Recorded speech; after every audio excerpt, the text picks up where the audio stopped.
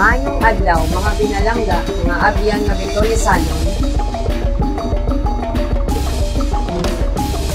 Ako nag-iimbita sa inyo para sa aton Baybayanon Festival 2024.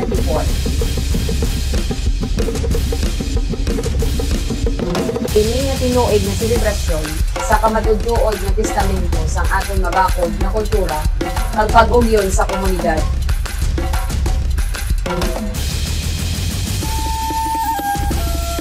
Ang Baybayanon Festival hindi lang isa ka selebrasyon, kundi ini isa ka tradisyon nga ngadulong sang kahipusoon pag-ugyon sa aton komunidad.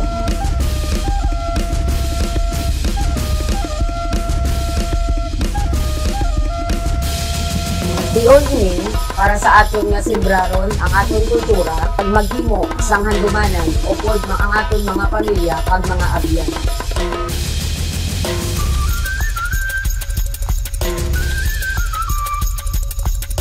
Ang aton festival hindi mangimposible ang wala untad nga suporta sang aton mga leader sa syudad. Gusto ko ipabutyag ang akon pinakamadalong nga pagpasalamat sa aton City Mayor, Mayor Javier Lopez Benitez, sa aton City Vice Mayor, John B. Bantog, sa aton City Admin, Attorney Lindolf De Castro, sa aton tanan nga mga City Councilors.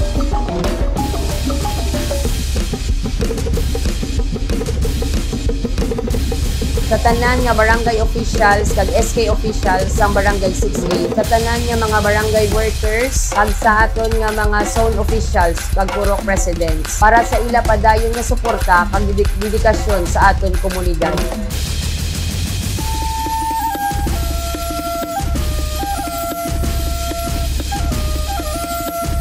Upod sang Barangay 6A Council, kag aton mga masinadyahon nga volunteers, kami nangin masiguro nga madayon ang Baybayanon Festival 2024 nga pinakamayo sa tanan.